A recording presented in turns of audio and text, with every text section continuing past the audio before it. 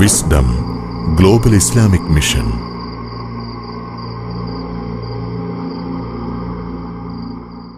ഖുർആനാം കടലിന്റെ ആഴത്തിൽ നീന്തുവാൻ ആഗ്രഹമുണ്ടെങ്കിൽ പോരൂ.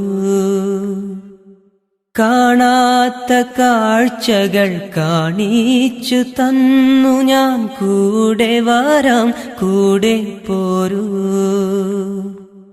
കാണാത്ത കാഴ്ചകൾ കാണിച്ചു തന്നു ഞാൻ കൂടെ വരാം, കൂടെ പോരൂ. ഖുർആനാം കടലിന്റെ ആഴത്തിൽ നീന്തുവാൻ ആഗ്രഹമുണ്ടെങ്കിൽ പോരൂ. സ്വർഗത്തെ കാണുമ്പോൾ സ്വർണ്ണ നൂലിൽ തീർത്ത കട്ടിലു കാണാം നമുക്ക്. സ്വർഗത്തെ കാണുമ്പോൾ സ്വർണ്ണ നൂലിൽ തീർത്ത കട്ടിലു കാണാം നമുക്ക്. അസ്സലാമു അലൈക്കും വറഹ്മത്തുള്ളാഹി വബറകാതുഹു. അൽഹംദുലില്ലാഹി റബ്ബിൽ ആലമീൻ. നഹ്മദുഹു വനസ്തഈനുഹു വനുഅ്മിനു ബിഹി വനതവക്കലു അലൈഹി വനഊദു ബില്ലാഹി മിൻ ശുറൂരി അൻഫുസിനാ വമിൻ സയ്യിആതി അഅമാലിനാ. من يهدي الله فلا مضل له ومن يضلل فلا هادي له. أشهد أن لا إله إلا الله وحده لا شريك له وأشهد أن محمدا عبده ورسوله أرسله بالهدى ودين الحق ليظهره على الدين كله ولو كره المشركون. اللهم صل على محمد وعلى آل محمد كما صليت على إبراهيم وعلى آل إبراهيم إنك حميد مجيد. اللهم بارك على محمد وعلى آل محمد كما باركت على إبراهيم وعلى آل إبراهيم إنك حميد مجيد.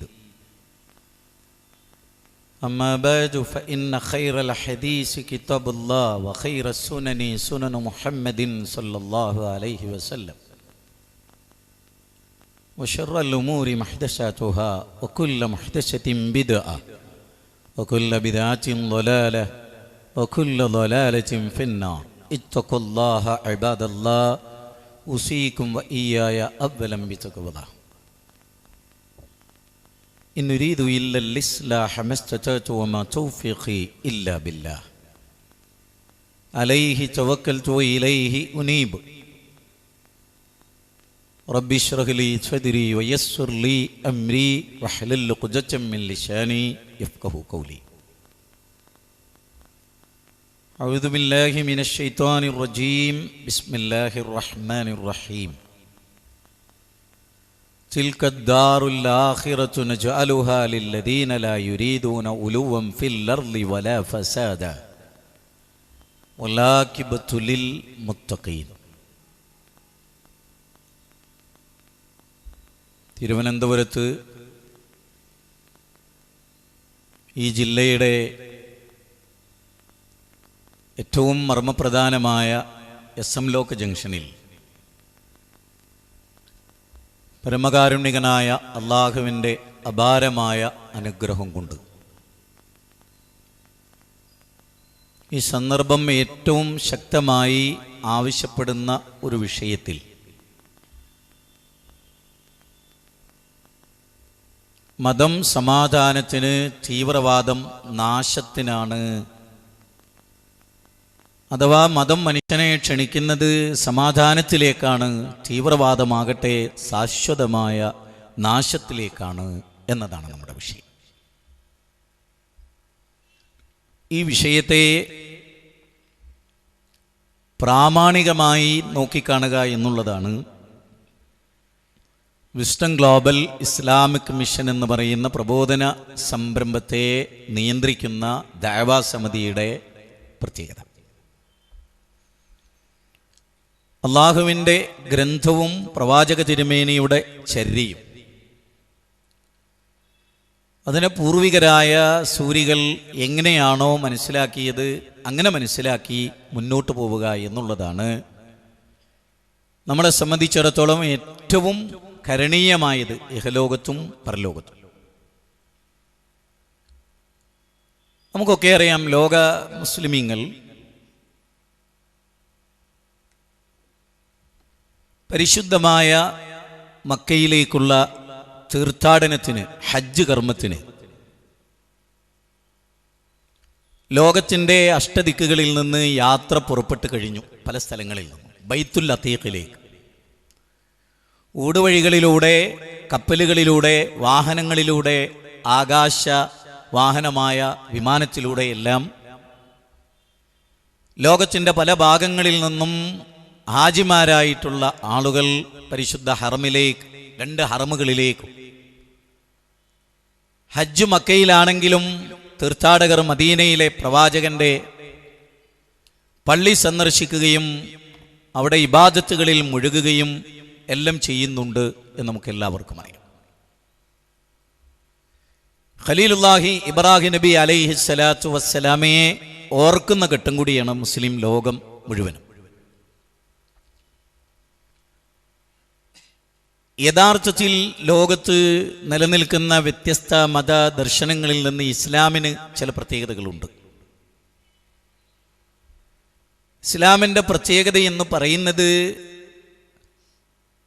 ഒന്നത് ഈ മഹാപ്രപഞ്ചത്തെ സൃഷ്ടിച്ച് സംവിധാനിക്കുന്ന സംവിധായകനിൽ വിശ്വസിക്കുന്നു എന്നുള്ളതാണ് ഏറ്റവും കാതലായ അതിൻ്റെ വിഷയം. ഈ പ്രപഞ്ചത്തെ ആകമാനം അടക്കി ഭരിക്കുന്ന സർവശക്തനായ അള്ളാഹു ഓരോ കാലഘട്ടത്തിലും പ്രവാചകന്മാരെ നിയോഗിക്കുകയും ആ പ്രവാചകന്മാർ പരിശുദ്ധരായിരുന്നു എന്നും അവരുടെ പാതയാണ് നിങ്ങൾ പിന്തുടരേണ്ടത് എന്നും അള്ളാഹു സുബ്ഹാനഹു വ തആല മാനവകുലത്തെ പഠിപ്പിച്ചു. അങ്ങനെ കൃത്യമായ പ്രവാചകന്മാരുടെ ശൃംഖലയും കൃത്യമായി തന്നെ ആ പ്രവാചകന്മാരിലൂടെ പഠിപ്പിക്കപ്പെട്ടതും നിലനിൽക്കുന്നത് വിശുദ്ധ ഖുർആനിൽ മാത്രമാണ്. വേറെ മതവിശ്വാസികൾക്കാർക്കും അവകാശപ്പെടാൻ കഴിയാത്ത വ്യക്തതയും ശക്തമായ ഒരു ആദർശ സരണിയും ഇസ്ലാമിലുണ്ട് എന്നത് അതിനെ മറ്റെല്ലാറ്റിൽ നിന്നും വ്യത്യസ്തമാക്കുന്നുണ്ട്. അപ്പോൾ ലോകത്ത് ഏറ്റവും കൂടുതൽ പ്രവാചകന്മാർ വന്ന് കൃത്യമായി മാതൃക പഠിപ്പിച്ചിട്ടുള്ള ഒരു സമൂഹമാണ് മുസ്ലിങ്ങൾ. പ്രവാചകന്മാരാകട്ടെ കൃത്യമായ റോൾ മോഡലുകളാണ് താനും. ആ പ്രവാചകന്മാർ പഠിപ്പിക്കുന്നതെന്തോ അത് മാതൃകയായി പിൻപറ്റണമെന്ന് അള്ളാഹു ആകട്ടെ ഈ സമുദായത്തോട് പറയുകയും ചെയ്തു. വജഅൽനാഹും അഇമ്മതൻ യഹ്ദൂന ബിഅംരിനാ വഔഹൈനാ ഇലൈഹിം ഫീലൽ ഖൈറാത്ത്. നമ്മുടെ കൽപ്പന പ്രകാരം നാം തിരഞ്ഞെടുത്തയച്ചിട്ടുള്ള റോൾ മോഡലുകളായ പ്രവാചകന്മാരെ നിങ്ങൾ പിന്തുടരണം എന്ന് അല്ലാഹു പറയുകയാണ്. അവരാണ് ശരിക്കും നിങ്ങളുടെ മാതൃകയെന്നും അവരെയാണ് നിങ്ങൾ പിന്തുടരേണ്ടത് എന്നും അല്ലാഹു സുബ്ഹാനഹു വ തആല മുസ്ലിങ്ങളോട് പറയുന്നു. മാത്രവുമല്ല വഔഹാ ഇലൈഹിം ഫീലൽ ഖൈറാത്ത്, എന്ത് പുണ്യകരമാണ്, എന്ത് ശരിയാണ് എന്നും ആ പ്രവാചകന്മാർക്ക് ദിവ്യബോധനം നൽകപ്പെടുന്നു എന്നാണ് അല്ലാഹു സുബ്ഹാനഹു വ തആല പറയുന്നത്. വിശുദ്ധ ഖുർആനിലെ സൂറത്ത് അംബിയായിലെ 73-ാമത്തെ വചനമാണ്. കൃത്യമായ തെളിവ് നോക്കി ജീവിക്കാൻ ആഗ്രഹിക്കുന്ന മുസ്ലിം സമുദായത്തോടാണ് ഞാൻ പറയുന്നത്.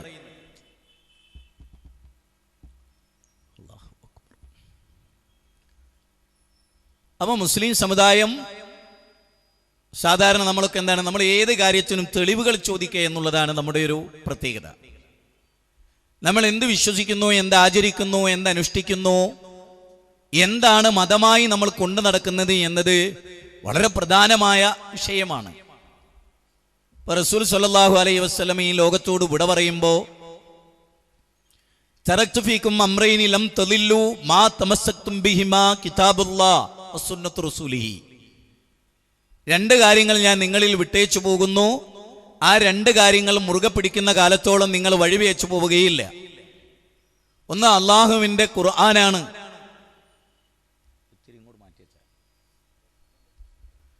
ഒന്ന് അള്ളാഹുവിൻ്റെ ഖുർആനാണ്, രണ്ട് പ്രവാചകന്റെ സുന്നത്താണ് എന്നാണ് ഇസ്ലാം പറയുന്നത്.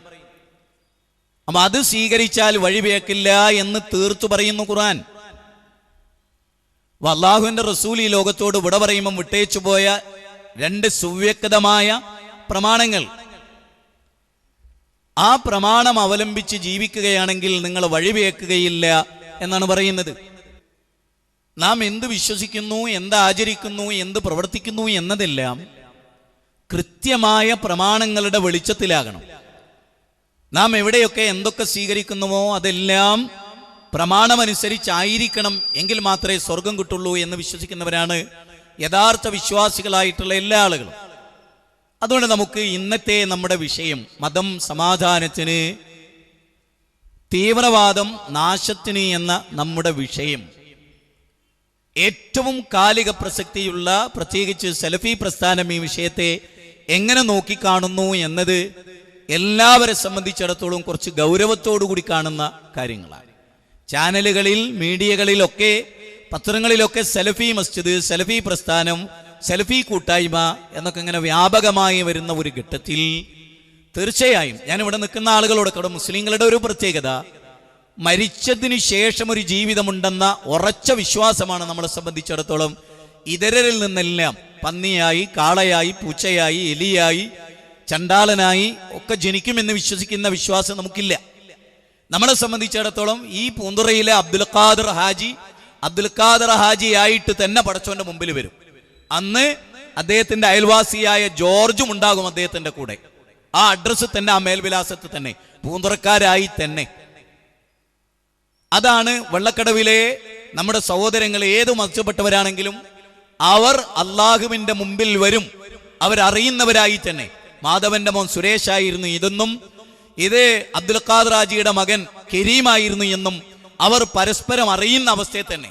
അപ്പൊ നമുക്കറിയാം, ഇതിലൊക്കെ ഒരുപാട് നായ്ക്കൾ, ഇപ്പൊ അവരെ കൊണ്ടുള്ള ശല്യമാണ് ലോകത്ത്. മനുഷ്യന് മൂല്യമല്ല, പ്രത്യേകിച്ച് നമ്മുടെ രാജ്യത്ത് മനുഷ്യനൊരു വിലയില്ലാതായി പോവുകയാണ്.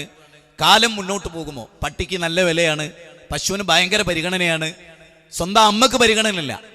പക്ഷെ ആ മകൻ നായയെ പരിഗണിക്കുന്നു, പശുവിനെ പരിഗണിക്കുന്നു. അങ്ങനത്തെ ഒരു ലോകത്ത് നമ്മൾ ജീവിച്ചുകൊണ്ടിരിക്കുകയാണ്. അപ്പം എവിടെയൊക്കെ നമ്മൾ ഗൗരവമായി ചില കാര്യങ്ങൾ പഠിച്ച് മനസ്സിലാക്കി വേർതിരിച്ച് അറിയേണ്ടതുണ്ട്. അങ്ങനെ അറിയുമ്പോഴാണ് കാര്യങ്ങളെ അപഗ്രഥനാത്മക സ്വഭാവത്തോടുകൂടി നമുക്ക് പഠിക്കാൻ സാധിക്കും. എന്താണ് മതമെന്നും എന്ത് മതമല്ലെന്നും ഒക്കെ കൃത്യമായി പഠിക്കാനും. ഈ രാജ്യത്ത് നടക്കുന്ന ഒരുപാട് കാര്യങ്ങൾ, ഞാൻ പറഞ്ഞു സലഫികൾ എന്ന് പറയുന്ന വിഭാഗം, അവരാരാണ്, എന്താണ് അവർക്ക് ഇന്ത്യയിലും ലോകത്തും നിർവഹിക്കാനുള്ളത്, അവർ നിർവഹിച്ചു കൊണ്ടിരിക്കുന്ന എന്താണ്, അവരെ അടുത്തറിയാവുന്നവർ എന്താണ്, ഇതൊക്കെ. അപ്പൊ മരണത്തിന് ശേഷം ഒരു ജീവിതമുണ്ടെന്ന് നമ്മൾ വിശ്വസിക്കുന്നു. ആ ജീവിതമാണ് യഥാർത്ഥ ജീവിതമെന്നും അവിടുത്തെ വിജയമെന്നും നമ്മൾ ഗൗരവമായി കാണുകയും ചെയ്യുന്നു. അല്ലദീ ഖലഖൽ മൗത വൽ ഹയാത ലിയബ്ലുവകും അയ്യുക്കും അഹ്സനു അമല വഹുവൽ അസീസുൽ ഗഫൂർ. ഖുർആനിലെ 67-ാം അധ്യായം 2-ാമത്തെ വാചകമാണ്. ആ വാചകത്ത് പറയുന്നത് ഇതാണ്: മരണവും ജീവിതവും അള്ളാഹു സൃഷ്ടിച്ചത് നിങ്ങളിൽ ആരാണ് ഏറ്റവും നല്ല പ്രവർത്തനങ്ങൾ, പ്രശംസനീയമായ പ്രവർത്തനങ്ങൾ പ്രവർത്തിക്കുന്നത്. സലാമുൻ അലൈക്കും തിബ്തുൻ എന്നൊരു പദമുണ്ട് സൂറത്ത് സുമറിൽ. ആ തിബ്തുൻ എന്ന പദത്തിന്റെ അർത്ഥം എന്താണ്? പടച്ചോനിങ്ങോട്ട് ഒരാളങ്ങോട്ട് ഇഷ്ടപ്പെടുകയാണ് ആ പദം കൊണ്ട്. ഞാൻ തൃപ്തിപ്പെട്ടു, നിങ്ങളുടെ പ്രവർത്തനങ്ങളെ ഞാൻ തൃപ്തിപ്പെട്ടു, അതുകൊണ്ട് രക്ഷയുടെ ഭവനത്തിലേക്ക് വന്നോളൂ എന്നാണ് തിബ്തുൻ എന്ന് പറയുന്നത്. സലാമുൻ അലൈക്കും തിബ്തുൻ. നമ്മളുടെ അങ്ങനെ ഒരാളുടെ പ്രവൃത്തിയിൽ അങ്ങോട്ട് അമിതമായി സന്തോഷിക്കുക, അപാരമായി പ്രശംസിക്കുക, അതൊരു ഭയങ്കര കാൽവെപ്പാണെന്നൊക്കെ എല്ലാവരും പ്രശംസിക്കുക, അങ്ങനെയുള്ള കാര്യമാണ് ഖുർആൻ ഈ പറയുന്നത്. അപ്പൊ ഇവിടെ വിശുദ്ധ ഖുർആൻ ഗൗരവമായി പറയുന്നത് മരണത്തിന് ശേഷം ഒരു ജീവിതമുണ്ട് എന്നാണ്. ആ ജീവിതത്തിലെ രക്ഷ നന്മ ചെയ്തവർക്ക് മാത്രമാണ്. വല്ലാഹു യുഹിബ്ബുൽ മുഹ്സിനീൻ, മുഹ്സിനീങ്ങളെ, സദ്വൃത്തരായ ആളുകളെ, സമാധാനപ്രിയരെ അള്ളാഹു ഇഷ്ടപ്പെടുന്നു എന്ന് ഖുർആൻ പല സ്ഥലത്തും പറയുന്നുണ്ട്. വലാ തുഫ്സിദൂ ഫിൽ അർദ്, നിങ്ങൾ ഭൂമിയിൽ കുഴപ്പമുണ്ടാക്കരുത് എന്ന് അള്ളാഹ് പറയുന്നു. കുഴപ്പമുണ്ടാക്കുന്നവരെ അള്ളാഹു സുബ്ഹാനഹു വ തആല ഇഷ്ടപ്പെടില്ലെന്നും പറയുന്നു.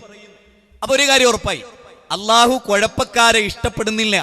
ഏത് കുഴപ്പം ഏത് കുഴപ്പമില്ല എന്നുള്ളതിലെ ഇനി അഭിപ്രായ ഭിന്നതയുള്ളൂ.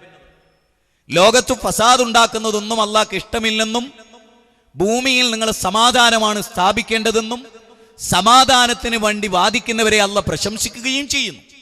അപ്പം വിശുദ്ധ ഖുർആൻ അനുസരിച്ച് പരലോകത്ത് രക്ഷപ്പെടണമെങ്കിൽ എന്തൊക്കെ കാര്യമായിരിക്കണം ഒരു മുസൽമാന്റെ ജീവിതം? ഇവിടെ പ്രതിക്കൂട്ടിൽ നിർത്തപ്പെടുന്ന എപ്പോഴും ഇസ്ലാം. IS എന്ന വിവരവും വിഷയവും ഗൗരവമായ ചർച്ചയ്ക്ക് വരികയാണ്. അതോടൊപ്പം ആധുനിക ലോകത്ത് സലഫിയത്ത് എന്ന പദവും ലോകത്ത് ചർച്ച ചെയ്യപ്പെടുകയാണ്. ഒരർത്ഥത്തിൽ അൽഹംദുലില്ലാ. കാരണം എന്താണ് സലഫിയത്ത് എന്ന് ഗൗരവമായി ഈ നൂറ്റാണ്ടിന്റെ തുടക്കത്തിൽ നവോത്ഥാന സംരംഭങ്ങൾക്ക് ചർച്ച ചെയ്യാൻ കഴിയുന്നു എന്നത് ഇപ്പൊ കഴിഞ്ഞ നൂറ്റാണ്ടിൽ KM മൗലവിയോ വക്കമൗലവിയോ സലഫിയത്ത് എന്ന പദം ഉപയോഗിച്ചിട്ടുണ്ടാവില്ല. ഞങ്ങൾ മുജാഹിദുകളാണ്, ഇസ്ലാഹി പ്രസ്ഥാനക്കാരാണെന്നൊക്കെ ആയിരിക്കും അവർ പറഞ്ഞിട്ടുണ്ടാവുക. ഇന്നിനി ഏറ്റവും കൂടുതൽ ലോകത്ത് പറയപ്പെടുന്ന ശബ്ദം ഇപ്പൊ ഇസ്ലാം എന്ന് പറയുമ്പോൾ ശത്രുക്കൾക്ക് എന്തൊരു വിരോധമാണോ ഉള്ളത്, അതേ വിരോധം സലഫിയത്ത് എന്ന പദത്തോടും ഇസ്ലാമിന്റെ എല്ലാ ശത്രുക്കൾക്കും ഉണ്ടാവും. ഉള്ളിലുള്ളവർക്കും പുറത്തുള്ളവർക്കും ആ വിരോധം ഉണ്ടാവും. കാരണം ഇസ്ലാമിനെ ശരിക്ക് പ്രതിദാനം ചെയ്യുന്നത് സലഫിയത്ത് എന്ന സംഭവമാണ്. അതുകൊണ്ട് തന്നെ ആ പദം ഇനി വരുന്ന നൂറ്റാണ്ടിൽ ഏറെ ചർച്ച ചെയ്യപ്പെടും. അങ്ങനെ ചർച്ച ചെയ്യണമെന്ന അഭിപ്രായമുള്ളവനാണ് ഈ ഉള്ളവൻ. കേരളത്തിന്റെ ഗ്രാമങ്ങളിലും പട്ടണങ്ങളിലും ഒക്കെ ആ പദം ചർച്ച ചെയ്യപ്പെടണം. ആ ചർച്ചയിലൂടെ ജനങ്ങൾക്ക് കൃത്യമായ ബോധ്യമുണ്ടാകണം. അപ്പൊ നമുക്കറിയാം, പ്രവാചകന്മാർ വന്നപ്പോൾ ഒരു അപരിചിതത്വം ഉണ്ടായിരുന്നു. എല്ലാവർക്കും അറിയാം ഇവരാരാ, പുത്തൻവാദികളാണെന്നാണ് പ്രവാചകന്മാരെ പറ്റി അവരൊക്കെ പറഞ്ഞിരുന്നത്. പുത്തൻവാദികളാണ് ഇവരെല്ലാം എന്ന് പുതുതായി വന്നവരാണ്, ഞങ്ങളുടെ കാരണവന്മാരുടെ ഉപ്പമാരുടെ വിശ്വാസ ആചാരങ്ങളെ ചെറി പറയുന്നവരാണ്, അതുകൊണ്ട് ഇവർ പുത്തൻവാദികളാണ് എന്നായിരുന്നു അമ്പിയാക്കളെ കുറിച്ച്. മാത്രമല്ല പിന്നെ തബ്ബല്ലക് യാ മുഹമ്മദ് അലി ഹാദാ ജമാഅത്തന, എന്തിനാ നീ ഞങ്ങളവിടെ വിളിച്ചു വരുത്തിയേ? ഞങ്ങൾക്കിടയിൽ ഭിന്നത ഉണ്ടാക്കാനോ? അതിനോട് ചോദ്യം, ഭിന്നിപ്പുണ്ടാക്കാനാണോ നീ ഞങ്ങളവിടെ വിളിച്ചു വരുത്തിയെന്നാണ് അബൂലഹബിന്റെ ചോദ്യം. അപ്പൊ അമ്പിയാക്കളെ പറ്റി ഭിന്നതയുടെ ആളുകൾ എന്നവർ പറഞ്ഞു, അമ്പിയാക്കളെ പറ്റി ഇവർ പുത്തൻവാദികൾ എന്ന് പറഞ്ഞു, അമ്പിയാക്കളെ പറ്റി പൂർവികന്മാരെ കാഫറാക്കുന്നവരാണെന്ന് പറഞ്ഞു. ഇതെല്ലാം ഖുർആൻ കൊണ്ട് നമുക്ക് തെളിയിക്കാനും പറ്റും. അവിടെയാണ് സലഫിയത്ത് എന്ന പദം ഈ കാലഘട്ടത്തിൽ പരിചയമുള്ളതായി തീരണം. ആ വിഭാഗത്തെക്കുറിച്ചുള്ള തെറ്റുധാരണകളെല്ലാം നീക്കപ്പെടണം. അതിന് അള്ളാഹുവിന്റെ ഭാഗത്തുനിന്ന് ഉള്ള ഒരു സഹായമായി ഈ സംഗതിയെ നമ്മൾ കണ്ടുകൊണ്ടാണ് വിഷയത്തെ അവതരിപ്പിക്കുന്നത്. ഞാൻ പറയുന്നത്, ഞാൻ സലഫിയാണ്. എനിക്ക് പറയാനുള്ളത് അതാണ്. ഊറ്റുകുഴിയിലെ മസ്ജിദ് സലഫി മസ്ജിദാണ്. അത് അങ്ങനെ തന്നെ നിലനിൽക്കണമെന്ന് നമ്മൾ ആഗ്രഹിക്കുന്നു. ആ ഊറ്റുകുഴിയിലെ പള്ളി കഴിഞ്ഞ ഒരുപാട് വർഷങ്ങളായി എല്ലാവർക്കും പരിചയമുള്ളതാണ്. ഇവിടുത്തെ ഹൈന്ദവർക്കും ക്രൈസ്തവർക്കും ഒക്കെ ഒരു തീവ്രവാദം ആ പള്ളി പഠിപ്പിക്കപ്പെടുന്നില്ലെന്നതും എല്ലാവർക്കും അറിയാവുന്നതാണ്. അവിടെ കേരള സലഫി സെന്റർ എന്ന് തന്നെയാണ് അതിന്റെ പേര്. ഇൻഷാ അല്ലാ നാളെയും അങ്ങനെ തന്നെയായിരിക്കും അതിന്റെ പേര്. ഇൻഷാ അല്ലാ ബീദിനില്ല, ആ പേരിനൊന്നും ഒരു മാറ്റം ഉണ്ടാവില്ല. കാരണം ആ സലഫിയത്ത് എന്ന പദം എന്തിനെയാണ് സൂചിപ്പിക്കുന്നത് എന്നത് ഗൗരവമായ അറിവിലേക്കായിട്ട് പറയേണ്ടതുണ്ട്. ഞാൻ ആ ഭാഗം വിശദീകരിക്കുന്നതാണ്. ഞാനിവിടെ ഇബ്രാഹിം നബി അലൈഹി ഇസ്ലാമിനെ ഓർക്കുന്ന വലിയൊരു ഘട്ടത്തിൽ പരിശുദ്ധ കഅബ, അതുപോലെ മഖാമു ഇബ്രാഹിം, മിന, മുസ്തലിഫ, അറഫ, ഇതെല്ലാം ഓർക്കപ്പെടുകയാണ്. നമ്മൾ ഹജ്ജിന് പോകുന്നവരൊക്കെ നമ്മളോട് പ്രാർത്ഥിക്കാൻ വേണ്ടി ആവശ്യപ്പെടുന്നു, അവരോട് നമുക്ക് വേണ്ടി പ്രാർത്ഥിക്കാൻ നമ്മൾ ആവശ്യപ്പെടുന്നു. ഇങ്ങനെയൊക്കെയുള്ള ഒരു ഘട്ടം. ഈ ഘട്ടത്തിൽ ഗൗരവമായ ചില ആലോചനകൾ ഇൻഷാ അല്ലാ ഇന്നത്തെ പ്രസംഗത്തിലൂടെ ഉരുത്തിരിയേണ്ടതുണ്ട്. അത് എല്ലാവർക്കും മനസ്സിലാകുന്ന വിധത്തിൽ അവതരിപ്പിക്കുക എന്നുള്ളതാണ് എൻ്റെ ഇന്നത്തെ ഡ്യൂട്ടി. പ്രത്യേകിച്ച് ഇപ്പോൾ അതിശക്തമായി അത് ആവശ്യപ്പെടുന്നു. ഏറ്റവും നന്നായി ജനങ്ങൾക്ക് ഈ വിഷയം കിട്ടേണ്ടതുണ്ട്. അള്ളാഹുവേ അതിന് തൗഫീക്ക് ചെയ്യണേ എന്നാണ് പ്രാർത്ഥന. ബൈബിളിൽ ദാവൂദ് നബിയുടെ ഒരു പ്രാർത്ഥനയുണ്ട്. അള്ളാഹുവേ, എൻ്റെ നാവിനെ നീ സത്യം പറയുന്ന നാവാക്കി മാറ്റുകയും എൻ്റെ നാവിൻ്റെ കവാടങ്ങളെ നീ സൂക്ഷിക്കുകയും ചെയ്യണമേ എന്നൊരു പ്രാർത്ഥനയുണ്ട്. ദാവൂദ് അലൈഹിസ്സലാം പ്രാർത്ഥിച്ചതായി ബൈബിളിൽ. മഹാനായ മൂസ അലൈഹിസ്സലാം പ്രാർത്ഥിക്കുന്നുണ്ട്, എൻ്റെ നാവിൻ്റെ കെട്ടിക്കുടുക്കുകൾ അഴിച്ചു തരണമേ, ഞാൻ പറയുന്നത് ആളുകൾക്ക് മനസ്സിലാകണമേ. SM ലോക്കിലെ ഇവിടുത്തെ ജനങ്ങളോട് എനിക്കും പറയാനുള്ള, എൻ്റെ സംസാരം നിങ്ങൾക്ക് മനസ്സിലാകണമേ, ഒരു ഭാഗവും അവ്യക്തമായി കിടക്കരുതേ എന്ന് തന്നെയാണ്. ഇപ്പൊ ഞാൻ ഇപ്പോൾ കഴിഞ്ഞ ദിവസം ഇങ്ങനെ ഒരുപാട് ആളുകൾ ഇരുന്ന് പല വിഷയവും ചർച്ച ചെയ്തപ്പോൾ മുജാഹിദ് പ്രസ്ഥാനം, കഴിഞ്ഞ നൂറ്റാണ്ടിൽ മുജാഹിദ് പ്രസ്ഥാനം എന്ന് പറഞ്ഞു.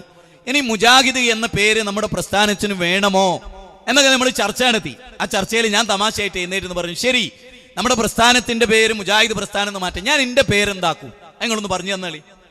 മുജാഹിദ് ബാലുശ്ശേരി എന്ന് എൻ്റെ പേര് 42 വയസ്സ് കഴിഞ്ഞപ്പോൾ ഞാൻ എന്താക്കും? സുരേന്ദ്രനോ ബാലേന്ദ്രനോ രമേശ് എന്നോ സുബൈറിനോ എന്താ ഞാൻ ഇടേണ്ടത്? അതും നമ്മളൊന്ന് പറയേണ്ടതാണല്ലോ. യഥാർത്ഥത്തിൽ ഏതൊരു പദവും പരിശുദ്ധമായ അതിൻ്റെ അവസ്ഥയിലുണ്ട്. ആ പരിശുദ്ധമായ അവസ്ഥയിൽ അത് മനസ്സിലാക്കിയവരും അതിനെ സ്വാർത്ഥ താല്പര്യങ്ങൾക്ക് വേണ്ടി ഉപയോഗിച്ചവരുണ്ട്. ഇപ്പൊ ലവ് ജിഹാദ് എന്ന പദം ബോധപൂർവം സൃഷ്ടിക്കപ്പെട്ടതാണ്. കാരണം വിവാഹത്തിന് മുമ്പ് ഒരു പെണ്ണിനെ പ്രേമിക്കുക എന്നുള്ളത് പച്ച തോന്നിയാസായിട്ടാണ് ഖുർആൻ പഠിപ്പിച്ചത്. പച്ച തോന്നിയാസായിട്ടാണ് പഠിപ്പിച്ചത്. കാരണം എന്താ? യൂസുഫ് എന്ന മഹാസൗന്ദര്യമുള്ള വ്യക്തിയോട് സുലേഖക്ക് തോന്നിയ പ്രേമത്തെ ഖുർആൻ എന്താ പഠിപ്പിച്ചത്? ഖുർആൻ എന്താ പറഞ്ഞ്? തോന്നിയാസ് എന്നാ പറഞ്ഞ്. ഖുർആനും സുന്നത്തും പ്രേമത്തെ തോന്നിയാസ് എന്നാ പറഞ്ഞ്. ആ തോന്നിയാസത്തെ ജിഹാദ് എന്ന പരിശുദ്ധ പദവുമായി ബന്ധപ്പെടുത്തിയവരാരാ? ഇപ്പൊ എനിക്ക് എൻ്റെ എളാപ്പയുടെ മോളെ കല്യാണം കഴിക്കാം, എനിക്ക് എൻ്റെ ബാപ്പാന്റെ പെങ്ങളുടെ മകളെ കല്യാണം കഴിക്കാം, പക്ഷെ പ്രേമിക്കാൻ പാടില്ല. നോക്കണം നിങ്ങൾ, വിശുദ്ധ ഖുർആൻ സൂറത്ത് നിസായിൽ പറയുന്നത് എന്താണ്? എൻ്റെ അമ്മായിയുടെ മകളെ എനിക്ക് കല്യാണം കഴിക്കാം, എൻ്റെ ഇളയമയുടെ മകളെ എനിക്ക് കല്യാണം കഴിക്കാം, എൻ്റെ ഉപ്പാന്റെ അനുജന്റെ മകളെ എനിക്ക് കല്യാണം കഴിക്കാം, പക്ഷെ പ്രേമിക്കാൻ പറ്റില്ല. എനിക്ക് എൻ്റെ അമ്മായിന്റെ മകളെ പ്രേമിക്കാൻ പറ്റില്ലെങ്കിലാണോ ഇവിടുത്തെ ബാലേന്ദ്രന്റെ മകള് സുമതിയെ പ്രേമിക്കാൻ പറ്റുന്നത്? എൻ്റെ പൊന്നു ചങ്ങായിമാരെ, ഗൗരവമായൊന്ന് ആലോചിച്ചേ. എൻ്റെ ബാപ്പാന്റെ പെങ്ങളെ, ആ പെങ്ങളുടെ മകളെ എനിക്ക് കല്യാണം കഴിക്കാം നിയമാനുസൃതം, പക്ഷെ ഓളെപ്പോലും പ്രേമിക്കാൻ ഇസ്ലാം വകുപ്പ് വെച്ചിട്ടില്ല. പിന്നല്ലേ ബാക്കിയുള്ള കാര്യം? പിന്നല്ലേ ഒരു അമുസ്ലിമിന്റെ മോളെ കല്യാണം കഴിക്കുക, അല്ലെങ്കിൽ പ്രേമിച്ച് കല്യാണം കഴിക്കുക, അങ്ങനെ മതപരിവർത്തനം നടത്തുക എന്നുള്ളത്? എന്തൊക്കെ പലരും പറഞ്ഞു നോക്കി. ആ പറഞ്ഞതൊക്കെയും ഇന്ന് അസ്ഥാനത്തായി.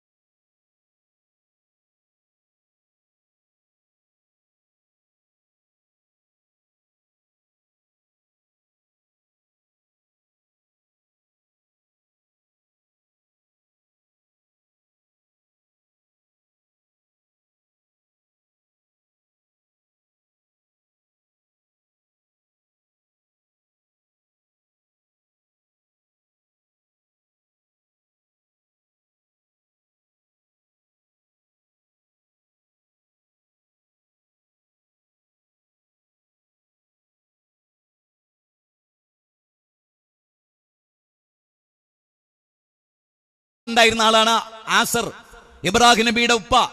ഇബ്രാഹിം നബി അഭിമുഖീകരിച്ച ജനത, അദ്ദേഹത്തിന്റെ കളിക്കൂട്ടുകാർ, അദ്ദേഹത്തിന്റെ അയൽവാസികൾ, ശരിക്കും ചിന്തിക്കണം. അദ്ദേഹം ജനിച്ചു വീണ വീടിന്റെ അയൽവാസികൾ ഭാഗ്യ നക്ഷത്രങ്ങളെ നിങ്ങൾ നിർവചിക്കുന്നു, ജയവും പരാജയം എന്ന വിശ്വാസം വെച്ച് പുലർത്തിയവർ, ചന്ദ്രനെയും സൂര്യനെയും ആരാധിച്ചവർ. വമിൻ ആയാതിഹി ലൈലു വന്നഹാർ വശംസു വൽഖമറു വന്നുജൂമു വൽജിബാലു വസ്സജറു വദ്ദവാബു വകസീറും മിനന്നാസ്. വിശുദ്ധ ഖുർആൻ എല്ലാ ഭാഗത്തുണ്ട്, ഒരുപാട് വചനങ്ങൾ.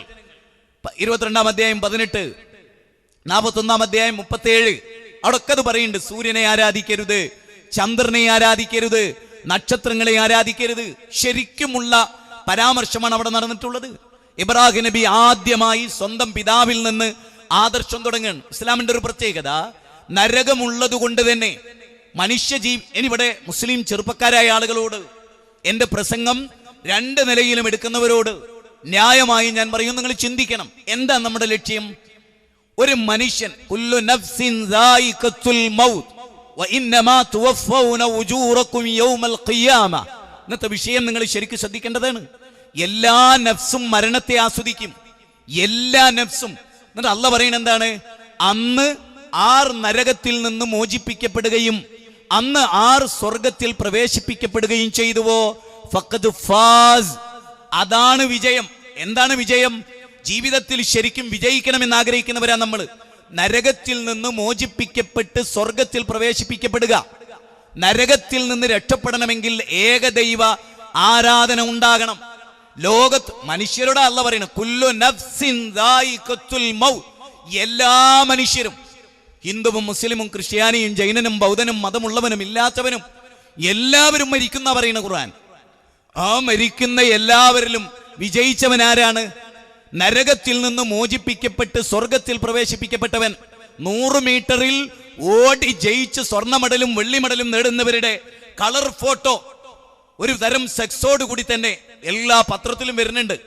ഞാൻ പറയുന്നത് അതല്ല വിജയം, അത് ഇവിടെ ഒരു താൽക്കാലിക വിജയം മാത്രമാണ്.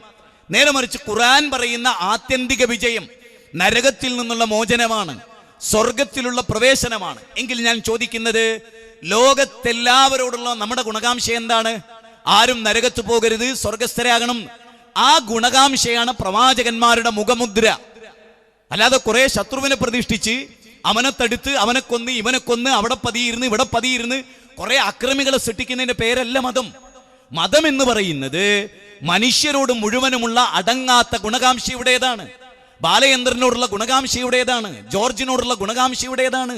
ഞാൻ അതുകൊണ്ടാണ് നിങ്ങളോട് ചോദിക്കുന്നത്, ശബരിമലയിലെ പൂജാരിയോട് മുസ്ലിം ഉമ്മത്തെ നിങ്ങൾക്ക് ഗുണകാംക്ഷയുണ്ടോ? ഇത് വളരെ പ്രധാനമാണ്. അതാ പറഞ്ഞത്, ഒരു ക്ഷേത്രത്തിലെ പൂജാരിയായ തൻ്റെ അച്ഛനോട് ഖലീലുള്ള എന്ന് പറയുന്ന മുസ്ലിമായ ഇബ്രാഹിം നബിക്കുള്ള ഇഷ്ടം എന്തായിരുന്നു? വെറുപ്പായിരുന്നോ, ഇഷ്ടമായിരുന്നോ, സ്നേഹമായിരുന്നോ, എന്തായിരുന്നു? അത് വളരെ ഗൗരവമായി പറയേണ്ട വിഷയമാണ്. അതുകൊണ്ടാണ് മഹാനായ ഇബ്രാഹിം നബി അലൈഹിസ്സലാമിനെ സംബന്ധിച്ചുള്ള ഖുർആനിക പരാമർശത്തിൽ നാം കാണുന്നത് ഇவ்விதം. നിങ്ങളൊന്ന് ശ്രദ്ധിച്ചു നോക്കിയ ആ ഭാഗങ്ങൾ മാത്രം. വിശുദ്ധ ഖുർആൻ ആ കാര്യം പറയുന്നിടത്ത് ഖുർആനിലെ 19-ാം അധ്യായം 41 മുതലുള്ള സൂക്തങ്ങളിൽ എല്ലാവരും മനസ്സിരുത്തി ഖുർആനിൽ നിന്ന് പഠിച്ചോളൂ. ഒരു ദുർവ്യാഖ്യാനവും ഇല്ലാതെ തന്നെ. വദുക്കുറു ഫിൽ കിതാബി ഇബ്രാഹിം ഇന്നഹു കാന സുദ്ദീഖൻ നബിയ്യ. വേദഗ്രന്ഥത്തിൽ ഇബ്രാഹിമിനെ പറ്റിയുള്ള വിവരം നീ പറഞ്ഞു കൊടുക്കുക. എന്താ പറയേണ്ടത്?